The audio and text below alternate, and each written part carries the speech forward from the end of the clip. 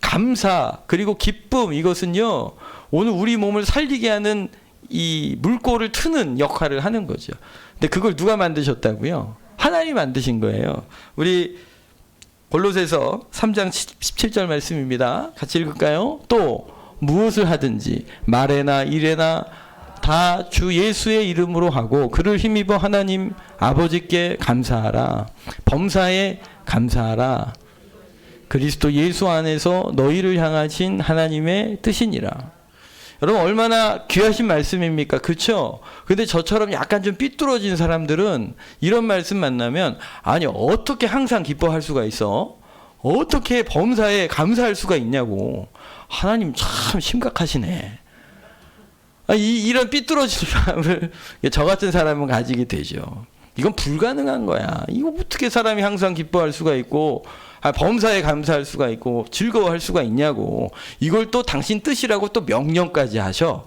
야, 여러분 억지로 하는 기쁨이 그게 진짜 기쁨이겠어요? 억지로 하는 감사가 진짜 감사겠어요? 이제 제가 하는 소리예요. 근데 여러분 존 홉킨스 대학의 아동 정신과의 우리나라 최초의 교수가 되신 분이, 그분도 지병을 앓고 계시거든요. 정신과 의사잖아요. 근데 그분도 자기가 이렇게 다운이 되고 우울함이 확 찾아오면 책을 핀다는 거예요. 책을 피고 감사의 제목을 막 나열하기 시작하신답니다. 자기가 깔아앉는다는 사실이 딱 각성이 되면 책을 피고 감사를 적어요. 약으로 적는 거예요. 본인이 정신과 이게 교수이기 때문에 알아요. 이런 원리들을 아는 거죠. 감사할 때 이런 몸에서 이런 호르몬들이 나와서 내 우울함들이 회복이 되고 육체가 회복이 된다는 사실을 안 거죠. 아니까 자기가 지병이 있어서 잘 우울함에 빠지는데 약으로 감사하는 거예요. 의도적으로 감사하는 거죠. 마치 장치가 호르몬의 이 수도꼭지를 여는 거죠. 하나님이 그렇게 만드셨어요, 우리 몸을. 그걸 학자들이 발견하는 것이죠. 그래서 실제로 의사도 본인도 자신의 몸 치료를 위해 약문을 여는 거예요. 감사를 일부러 하는 거죠. 이분은 그리스도인이기도 하기 때문에 그런 마음이 들어올 때면 하루에 그냥 일상적인 일들을 감사로 하나님께 고백하신다는 거예요. 하나님 오늘 아침에 일어나서 감사합니다. 식사 잘하게 해주셔서 감사합니다. 밥 잘 먹고 소화 잘 되게 해주셔서 감사합니다. 누구 만나게 해주셔서 감사합니다. 그렇게 자꾸 감사를 고백한다는 거예요. 약으로. 그 효과를 알고 있으니까. 그런데 이런 것들이 증명되기 전부터 하나님은 우리를 너무 잘 아시기 때문에 하나님은 우리가 건강하기 원하세요. 하나님 우리가 행복하기를 원하세요. 우울함에 빠지고 스트레스에 눌려가지고 몸에 질병이 오고 그것으로 인하여 불행한 삶을 살기를 주님이 원치 않으시는 거죠. 내 뜻은 너희가 건강한 거야. 내 뜻은 너희가 행복한 거야. 내 뜻은 너희가 더 온전해지는 거야. 내 뜻이야. 그래서 감사해 라고 말하는 거죠. 근데 저같이 살짝 꼬인 사람들은 하나님께만 늘 감사하라고 자기만 바라보라는 거야. 만약에 당신 안 바라보면 와서 뒤통수 한 대 확 때리려고 준비하고 계신 분처럼 오해하시는 거죠. 제가 수많은 시간들 그런 시간들을 통과해서 그래요. 하나님을 오해해서 그래요. 하나님 우리의 감사와 우리의 찬양이 없어도 그분과는 상관이 별로 없어요, 여러분. 그런데 우리로 찬양하게 하고 기뻐하게 하고 감사하라고 명령으로 주신 것은 사실 우리를 건강하게 하려고, 우리로 행복하게 하시려고, 우리로 더 온전한 삶을 살게 하시려고 주시는 말씀인 줄 믿으시기를 바라요. 그러니 여러분 하나님 오해하지 마세요. 하나님 마치 여기만 심술기 이게 볼이 이렇게 있고 막 굉장히 배가 이렇게 욕심배가 이렇게 나오고 막 그런 하나님으로 사단이 우리를 속이는 것이죠. 여러분 예레미야서 말씀입니다. 우리 같이 한번 읽겠습니다. 예레미야서 29장입니다. 여호와의 말씀이니라 너희를 향한 나의 생각을 내가 아나니 평안이요 재앙이 아니라 너희에게 미래와 희망을 주는 것이라. 주께서 인생으로 고생하게 하시며 근심하게 하심은 본심이 아니죠. 여러분, 주님이 우리를 향한 마음이 뭐라고요? 평안이에요. 재앙이 아니에요. 미래와 희망을 주시는 거예요. 하나님 마음은 원래 그랬어요. 우리를 사랑하시기 때문에 우리로 하여금 하나님의 뜻은 하나님께서 평안을 주시고 미래와 소망을 주려 하심임을 믿으시기를 바라요. 그럼에도 불구하고 오늘 우리의 인생의 그 강팍함, 자기중심주의적인 이 죄의 습성이 우리 속에 있어서 여러분, 자꾸 나만 보잖아요. 자기중심적으로 사람이 바뀌면, 나밖에 안 보이면 우울해져요. 슬퍼져요. 막 나를 바라보면 기뻐지는 게 아니에요. 사실 여러분, 내가 어떤 사람인가, 내가 누구인가, 나의 상황이 어떠한가에 자꾸 집중하잖아요. 그러면 기뻐지고 즐거워하고 행복해지는 게 아니고요. 오히려 나한테 집중하잖아요. 이상하지요? 사람들은 자꾸 우울해져요. 비교하게 되고, 나만 슬픈 것 같고, 나만 아픈 것 같고, 나만 모자른 것 같은 그 죄의 습성이 우리로 하여금 우울함에 빠지게 만들거든요. 그걸 깨트리는 방법은요. 그걸 깨트리는 방법으로 주님이 주로 쓰시는 방법이 이 고난이에요. 그 고난을 만날 때 나의 벽이 깨지게 되고, 나의 한계를 깨닫게 되고, 나의 눈을 들어서 하나님을 바라보게 하시는 거죠. 그러니까 이게 하나님 방법이에요. 그러나 여러분, 그럼에도 불구하고 하나님의 본심을 의심하지 마세요. 하나님의 본심을 오해하지 마세요. 주님께서 우리의 평안과 미래와 희망을 주려 하시는 분이심을 여러분 믿으시기를 예수님 이름으로 축복합니다. 결국 모든 감사와 기쁨의 근간은 우리를 향하신 하나님의 선하심에 있는 것이죠. 우리를 살게 하시려고, 우리가 때로는 이해도 안 되고 믿음도 없음에도 불구하고 항상 기뻐하라, 쉬지 말고 기도하라, 범사에 감사하라 하심은 우리 몸에 좋은 호르몬 나와서 우리 몸 건강하게 하고 우리의 관계들을 회복시키기 위하여 그 수도꼭지 좀 잘 좀 틀어봐, 내가 그렇게 만들었다고 라고 말씀하고 계시는 거예요. 여러분, 하나님이 허락하신 수도꼭지를 트시기를 바랍니다. 억지로라도 트십시오. 예, 그렇게 하는 게 우리가 살아나게 하시는 길이 되기 때문에 그런 겁니다. 여러분, 혹시 예전에 이게 시외 전화를 걸려면 중간에 교환원을 통과해야 했습니다. 혹시 기억나십니까? 제가 기억하는 거 보니까 저도 꽤 된 듯해요. 그죠? 원래 이제 시외 전화 통화하려면 이렇게 중간에 교환원을 통과하다가 나중에 이제 뭐 지역 번호가 생기고 이런 직접 통화할 수 있도록 생겼습니다. 그런 직접 통화할 수 있는 시스템을 영어 약자로 줄여서 DDD라고 했었는데 기억나십니까? 그래서 옛날에요, 우리 부흥 강사, 우리 목사님들이 우리 하나님하고도 직통 전화가 있다. 그래가지고 예레미야서 33장, 그래서 램 333 막 이러고 막 설교하셨던 기억이 납니다. 여러분, 예레미야 33장 3절 말씀 여기 있습니다. 우리 같이 한번 읽을까요? 여러분 보세요. 성경을 피세요. 33장을 피고 계시니까 3절을 함께 읽겠습니다. 너는 내게 부르짖으라. 내가 내게 응답하겠고 내가 알지 못하는 크고 은밀한 일을 내게. 할렐루야. 여러분, 하나님과의 직통전화가 뭐라고요? 부르짖는 거예요. 부르짖는 거. 힘들고 어렵고 그런 곤고한 상황 속에서 하나님과 직통할 수 있는 번호가 있다니까요. 예레미야서 33장 3절이에요.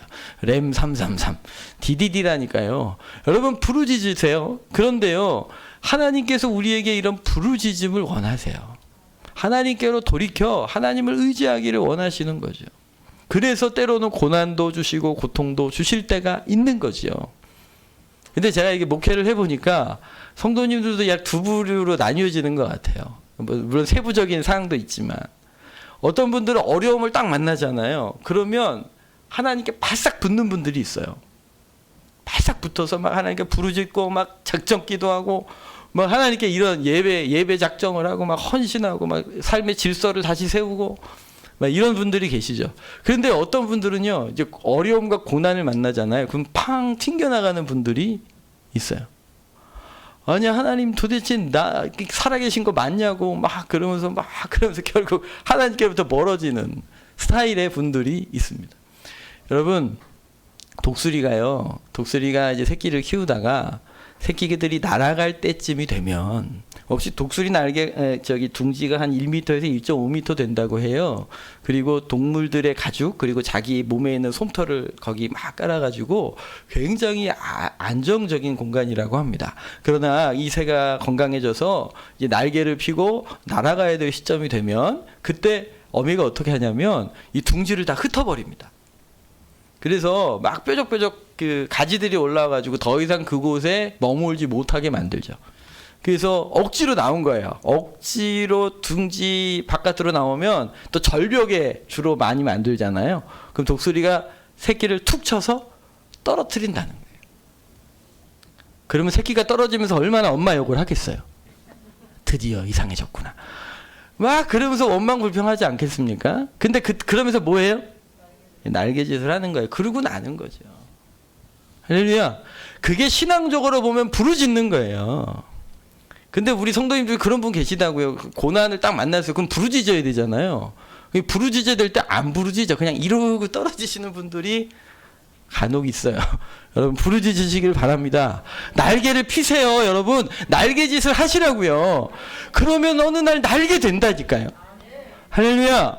여러분 주님께서 부르짖도록 하시는 순간에는 부르짖으셔야 해요.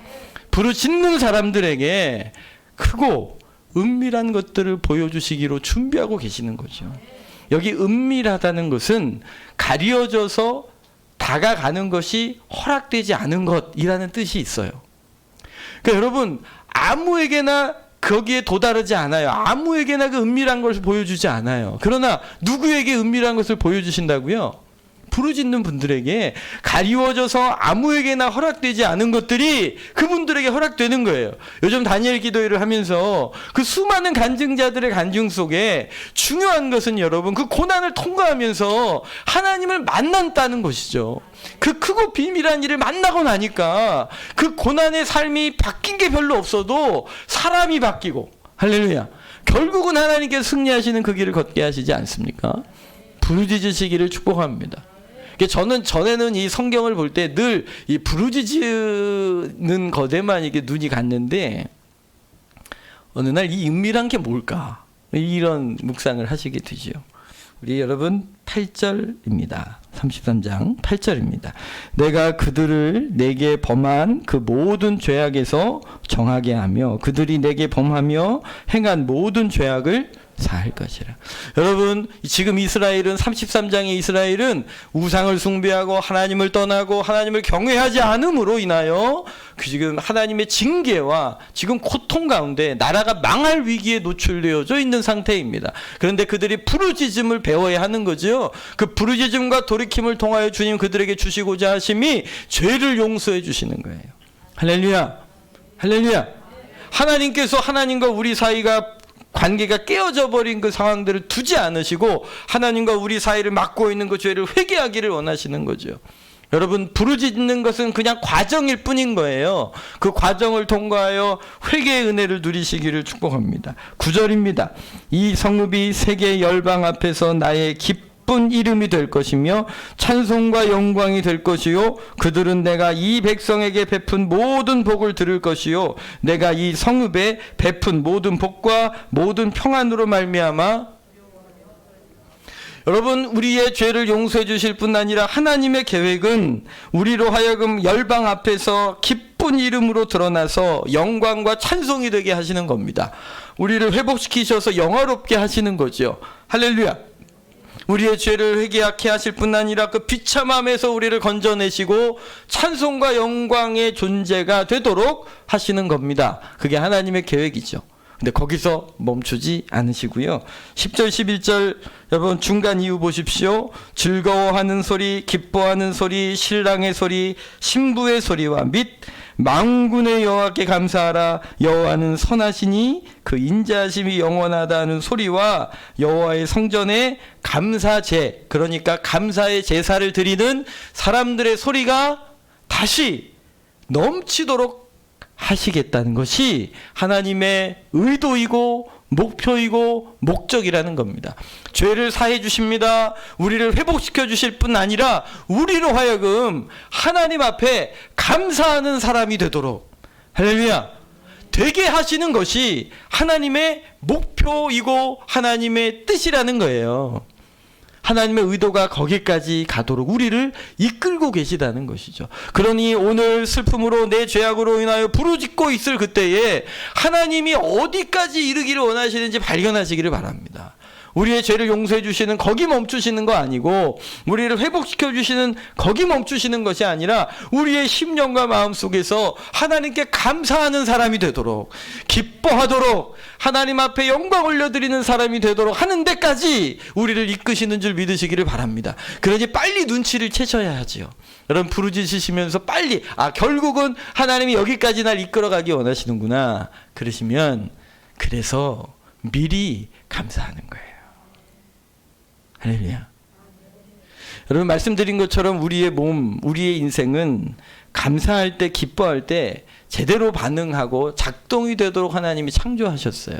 뿐 아니라 우리가 감사할 때 하나님이 하나님 되심을 알게 돼요.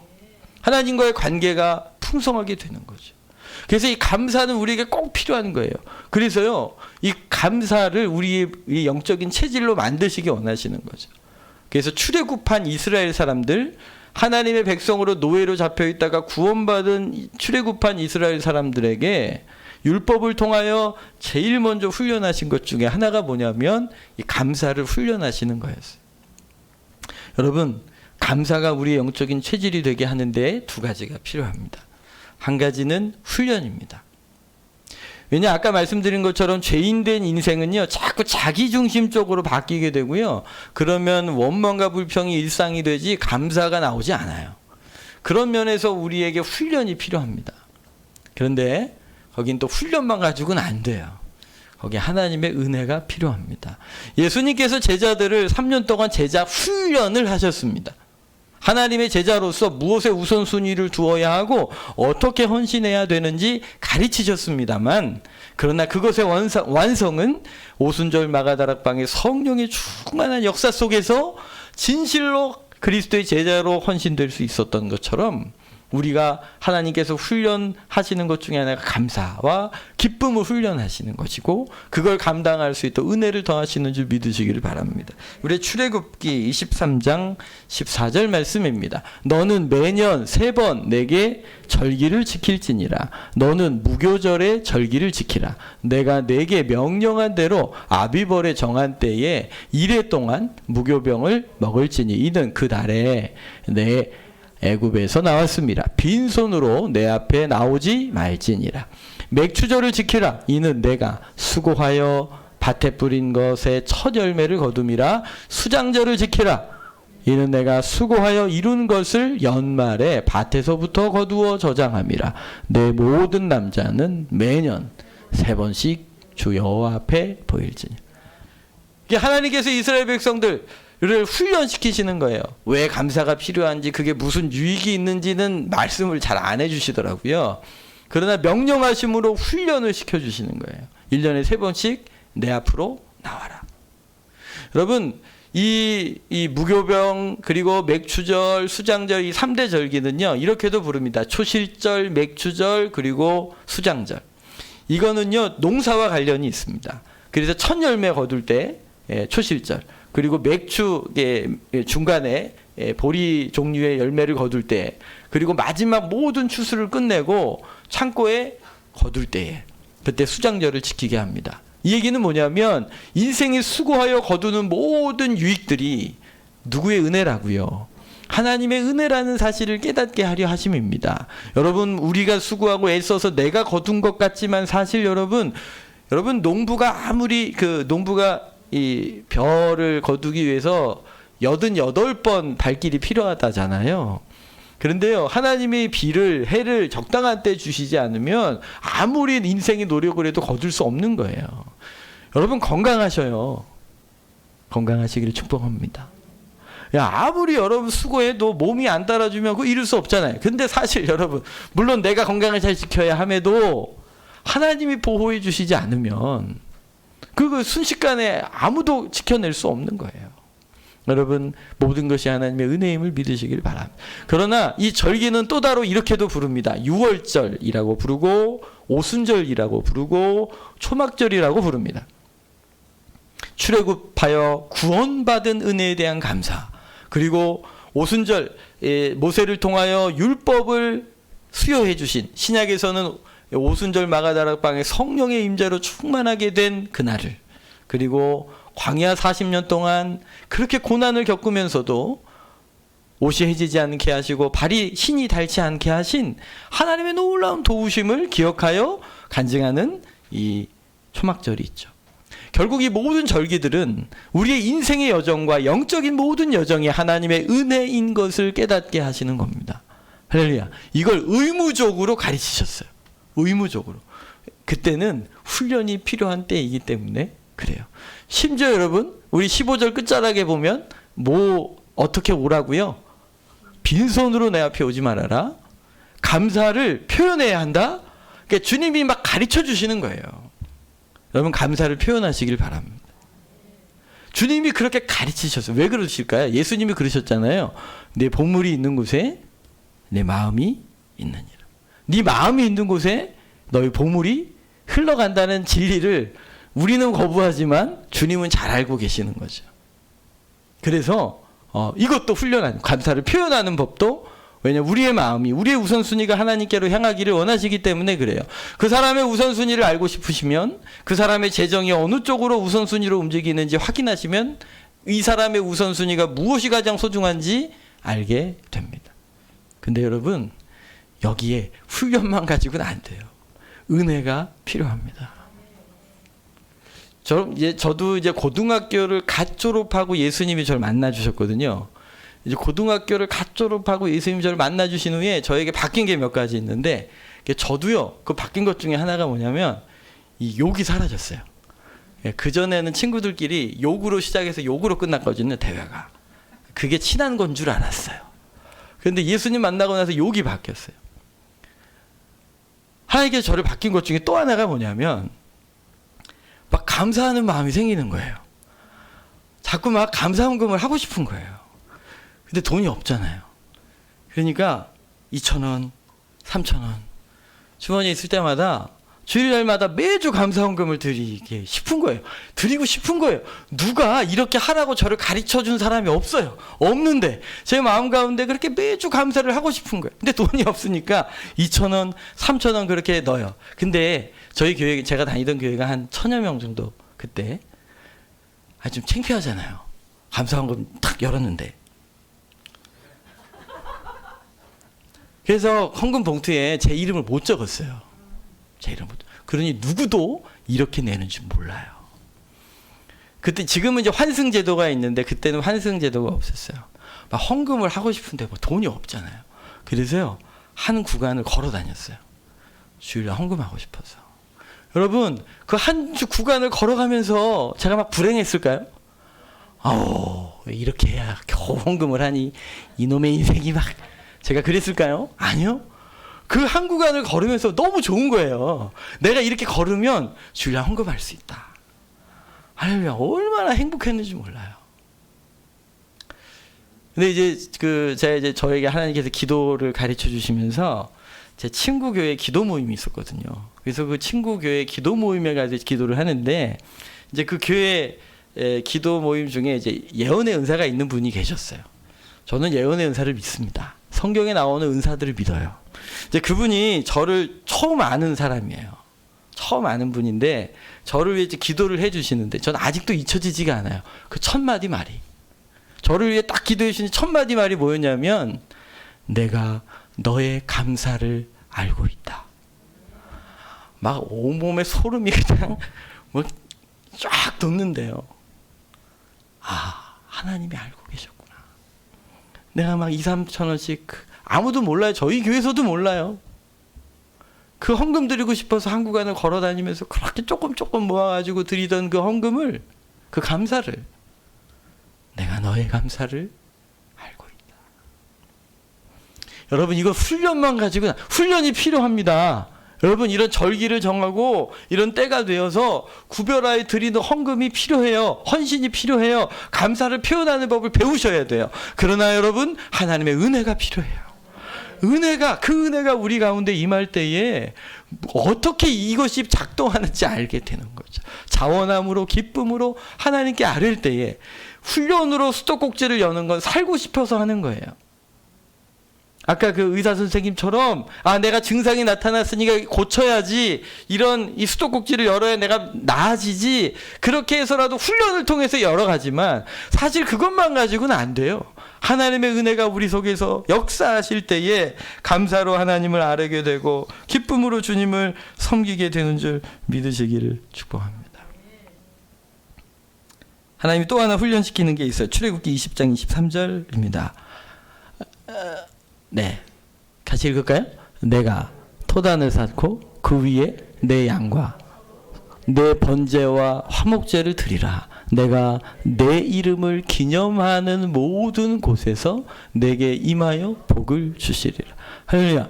번제를 드려요. 근데 특별히 감사제가 뭐냐면 화목제. 화목제 안에는 자원제가 있고 그리고 서원제가 있고 감사제가 있어요. 내가 뭔가 기도 제목이 간절해서 서원하며 드리는 제사가 있고, 정말 하나님 내가 드리고 싶어요, 그래서 자원하여 드리는 제사가 있고, 감사함으로 드리는 제사가 있거든요. 근데 여러분 이 화목제를 드리면 주님이 어떻게 하신다고요? 내가 내 이름을 기념하는 모든 곳에 내게 임하여 복을 주시리라. 할렐루야. 여러분 감사하는 사람들에게 주님 복을 주세요. 레위기 7장 15절입니다. 감사함으로 드리는 화목제물의 고기는 드리는 그날에 먹을 것이요. 언제 먹으라고요? 그날 먹어라.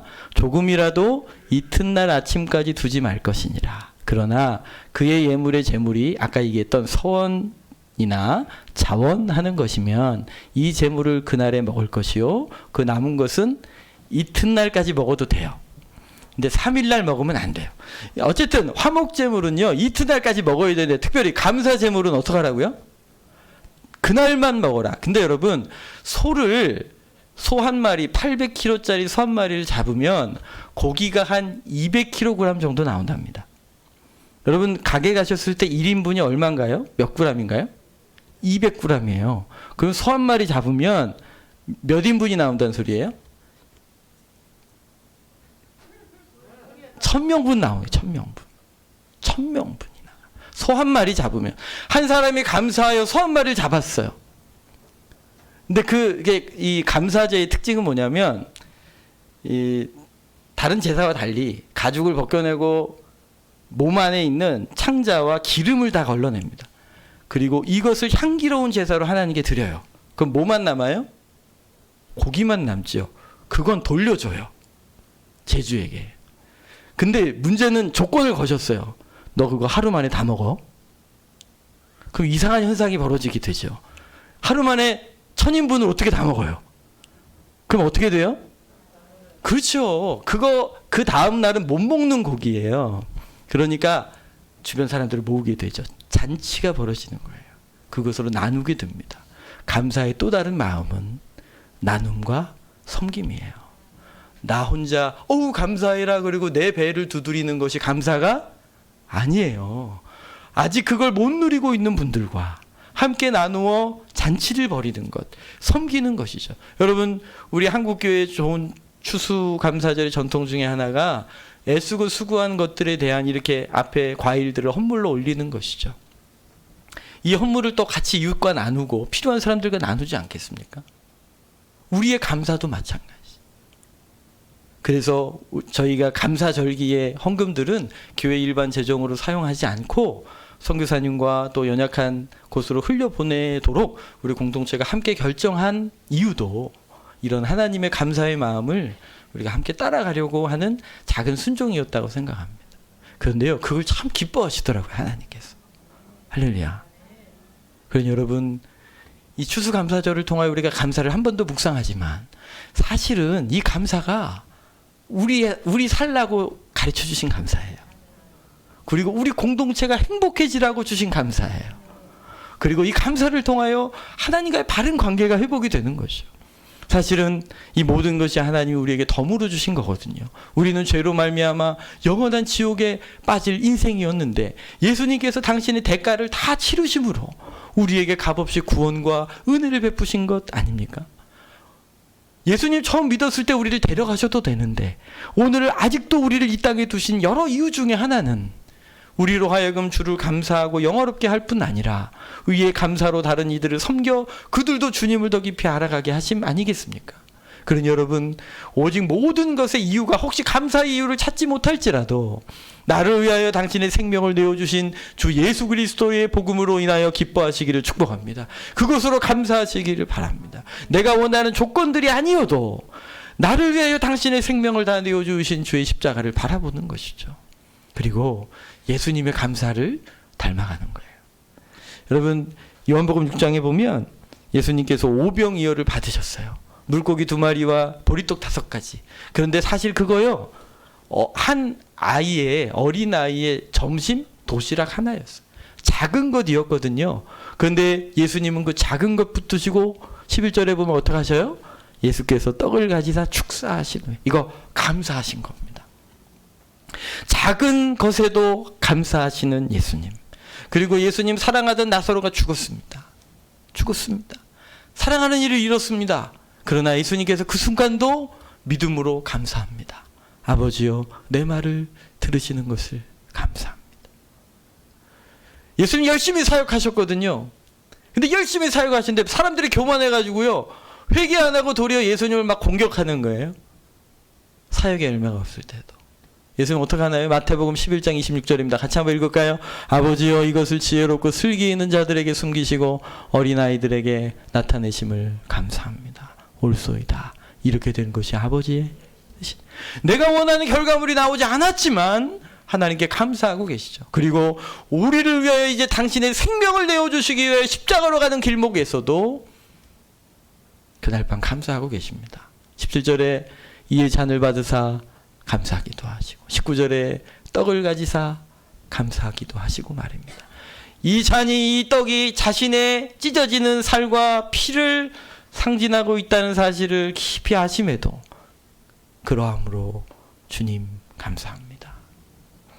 오늘 예수 그리스도 안에서 감사가 회복되시기를 축복합니다. 예수 그리스도 안에서 감사의 능력이 회복되시기를 바랍니다. 훈련이 필요합니다. 그러니 순종하십시오. 훈련이 필요합니다. 감사하라고 하시면 감사하십시오.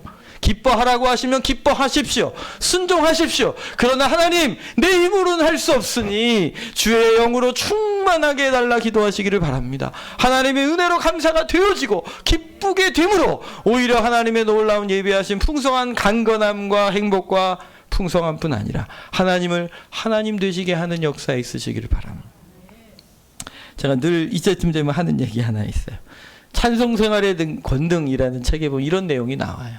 한 집에 자매가 딸이 가출을 했어요. 들리는 소문에 이런 나이트클럽에서 일을 한다는 것이요. 너무 걱정도 되고 화도 나서 담임 목사님을 찾아왔습니다. 지금 우리 아이의 이런 상황인데 가출을 해버려서 저렇게 음란한 곳에 있다는데 도대체 어떻게 해야 되냐고 상담을 온 거예요. 목사님께서 상담을 쭉 들으시다가 이렇게 얘기하세요. 집사님, 이 문제로 인하여 하나님께 감사하시겠습니까? 이게 펄쩍 뛰는 거죠. 아니, 딸이 나가지고 지금 이 모양이라니까 어떻게 감사할 수 있나요? 우리에게 읽었던 데살로니가전서 5장을 피시면서 범사에 감사하라 하셨습니다. 감사하시겠습니까? 거기다가 마태복음 8장에 주께서 모든 것 합력하여 선을 이루신다는 약속의 말씀을 피고 지금 이 딸로 인하여, 이 상황으로 인하여 감사하시겠습니까? 그 집사님이 말씀 앞에서 순종합니다. 예, 제가 감사하겠습니다. 하나님, 저희 딸이 가출한 일로 인하여 감사합니다. 하나님, 저희 딸이 그 음란한 곳에서 그렇게 연약한 모습으로 있는 것을 감사합니다. 여러분, 그게 쉽겠어요. 그러다 말씀에 순종하여 감사하는 거예요. 며칠이 지났어요. 어느 날 딸아이가 문 앞에 온 거예요. 얘기를 들어보니 이런 일이 있었다는 거예요. 이게 죄송해요. 취업을 그쪽으로 해서 이 옷을 벗어가며 춤을 추는 그런 일을 하고 있었다는 거예요. 그날 밤도 그렇게 술에 취해서 그러고 있었는데 갑자기 이 나이트클럽과 어울리지 않는 청년 하나가 자기 앞으로 더벅더벅 걸어오더니 갑자기 자기 눈을 똑바로 쳐다보면서 하나님이 당신을 사랑하십니다. 그리고 뒤돌아서 더벅더벅 그러고 나가버리더라는 거예요. 그래서 이분이 깜짝 놀라가지고 옷을 주섬주섬 걸쳐 입고 이 청년을 쫓아나온 거예요. 당신이 뭔데 나한테 그런 말을 하시는 거예요. 저도 모르겠다고. 저도 그냥 이 앞을 지나가고 있었는데 하나님께서 강력하게 이 안으로 들어가서 당신에게 그 말을 하라고 나에게 말씀하셨다는 거예요. 나는 순종했을 뿐이라고. 이게 이 자매에게 충격이 됐던 거죠. 어머니가 지금도 눈물로 자기를 위해 기도하고 있다는 사실을 알고 있었기 때문에 더욱더. 근데 그때가 언제였냐면 그 어머님이 목사님 앞에서 순종함으로 감사할 때였다는 거예요. 여러분, 감사는 하나님과의 관계의 문을 엽니다. 감사는 하나님을 죄송합니다만 풀어놓아 자유케 해드립니다. 믿음의 고백이기 때문에 그렇습니다. 주님의 기적이 경험되시는 은혜가 넘치시길 축복합니다. 이 시간 우리 같이 한번 기도하겠습니다. 여러분, 어떤 감사를 하고 계시나요? 어떻게 감사하고 계시나요? 감사하고 계십니까?